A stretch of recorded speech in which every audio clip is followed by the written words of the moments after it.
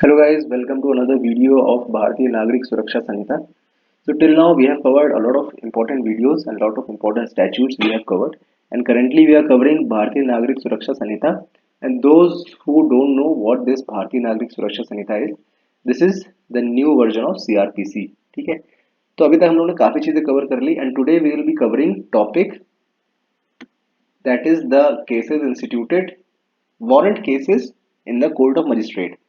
ठीक है, अब आपने कोई ऐसी ऑफेंस की कंप्लेंट करी है मजिस्ट्रेट के सामने जो वारंट केस है. ठीक है, till now we have covered कि एफआईआर हुई और वो वारंट केस था, तो कैसे मजिस्ट्रेट के सामने चलेगा. ठीक है, अब हम लोग बात करेंगे कि अगर आपने मजिस्ट्रेट को कंप्लेंट करी है. ठीक है, section 267 when in any warrant case instituted otherwise then on a police report, मतलब कहने का मतलब है complaint to a magistrate. The accused appears or is brought before a magistrate. The magistrate shall proceed to hear the prosecution and take all such evidence as may be produced in support of prosecution. Now, पहला नंबर point ये हो गया कि आपने complaint कर दी magistrate को. The first step that the magistrate will take is it will hear the prosecution. ठीक है, एंड जो कुछ भी एविडेंस है उनको रिकॉर्ड पे लेगा. ठीक है, प्रोसिक्यूशन अपना एविडेंस रिकॉर्ड पे रखेगा आगे. ठीक, 267 का clause 2. The magistrate may, on the application of prosecution, issue a summons to any of its witness, directing him to attend or to produce any document or other thing. Now, अब अगर prosecution को लगता है कि उसके पास ज़्यादा evidence नहीं है और जो एविडेंसेस हैं, जो भी विटनेसेस हैं, उसको कोर्ट में एक एप्लीकेशन देगा प्रोसिक्यूशन, और कोर्ट जो है वो विटनेस, वो डॉक्यूमेंट या जो कुछ भी है, कैसा भी एविडेंस है, वो उसको कोर्ट में समन कर लिया जाएगा. Section 268 when accused shall be discharge. सीधे डिस्चार्ज की बात आती है. जैसे ही स्टेटमेंट्स आए, जैसे ही विटनेस आए, वैसे ही डिस्चार्ज की बात आ जाती है. ठीक है, जैसे ही प्रोसिक्यूशन आया वैसे ही डिस्चार्ज की बात आ जाती है. सेक्शन 268 क्या कहता है? If upon taking all the evidence referred to in section 267. ठीक है, the magistrate considers for reasons to be recorded that no case against the accused has been made out which, if unrebutted, would warrant his conviction. The magistrate shall discharge him now. ठीक, इसको समझते हैं. थोड़ा सा technical नहीं है ज़्यादा, लेकिन फिर भी समझते हैं. प्रोसिक्यूशन के एविडेंस जो भी प्रोसिक्यूशन ने पेश करा, ठीक है, उसके बाद मजिस्ट्रेट को लगता है, रीजंस रिकॉर्ड, मजिस्ट्रेट को लगता है कि अगर ये जो भी प्रोसिक्यूशन के एविडेंस सामने रखे गए हैं, इसको अगर किसी ने चैलेंज नहीं करा, ठीक, और अगर चैलेंज नहीं करा है तो इसका एक्विटल हो जाएगा. ठीक है, तो मजिस्ट्रेट उसको डिस्चार्ज कर देगा. मतलब कहने का मतलब है, अगर सामने प्रोसिक्यूशन ने एविडेंस जो कुछ भी रखा है, ठीक है, कोर्ट को लगता है इसमें कोई दम नहीं है. ठीक है, अंडरस्टैंड दिस. अगर थोड़ी पिछली की बात टेक्निकल हो गई, कोर्ट सामने रखा गया, कोर्ट को लगता है कि ये ज्यादा कोई दम नहीं है इनके एविडेंस में, तो what magistrate can do is he can discharge the accused. Discharge होने का मतलब ये हो जाएगा कि उस अक्यूज के ऊपर कोई ट्रायल नहीं चलेगा. ठीक, point number 2, section 268 clause 2. Nothing in this section shall be deemed to prevent a magistrate from discharging the accused at any previous stage of the case if for reasons to be recorded for such magistrate he considers the charge to be groundless.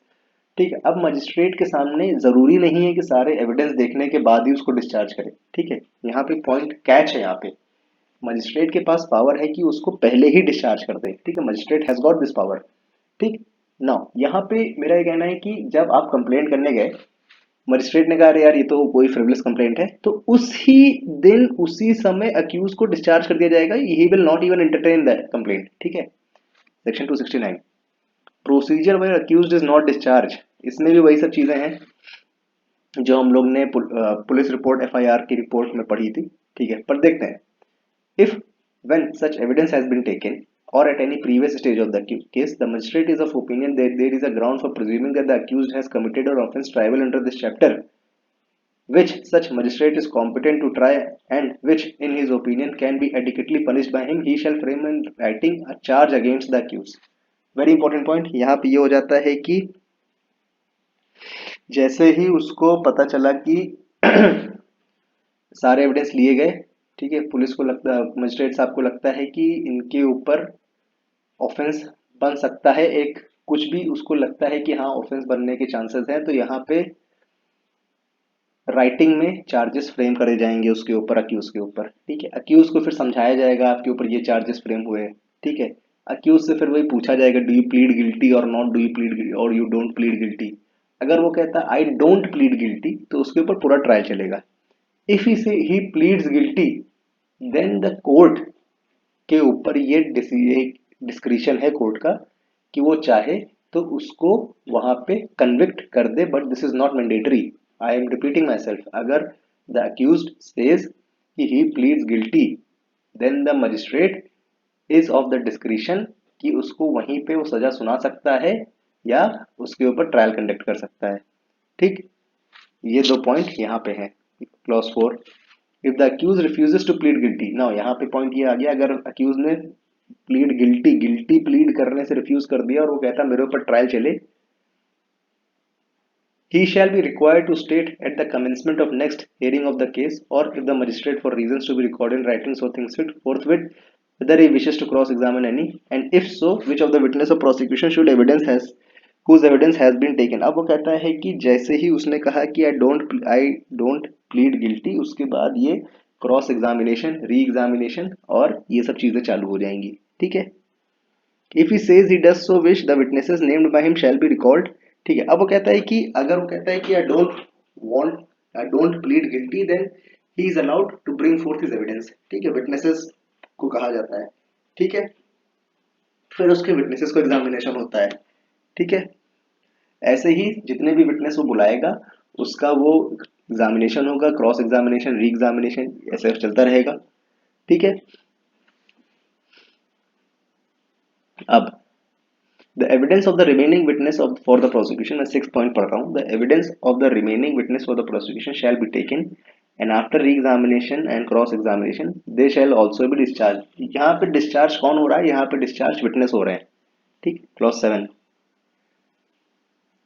where despite giving opportunity to the prosecution and after taking all reasonable measures under this Sanhita, if the attendance of a prosecution witness under subsection 5 and 6 cannot be secured by cross examination, cannot be secured for cross examination, it shall be deemed that such witness has not been examined,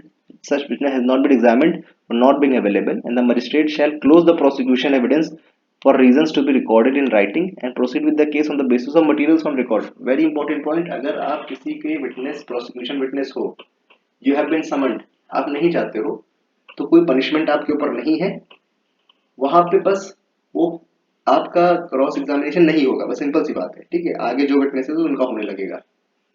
ठीक, similarly similarly जो defence अपने बुलाएगा सारे witness, उनके साथ ऐसा होगा। ठीक है, तो ये था सेक्शन जो हम लोग मजिस्ट्रेट के सामने ट्रायल कैसे चलता है उसका एक हम लोग ने दोनों केसेस देखे। ठीक है, अब मजिस्ट्रेट के यहाँ ट्रायल कैसे होगा इसका तो आपको आइडिया लग ही गया है। ठीक है, so I hope this lecture will be of some help to each and everybody of you. Thank you for watching and have a good day ahead.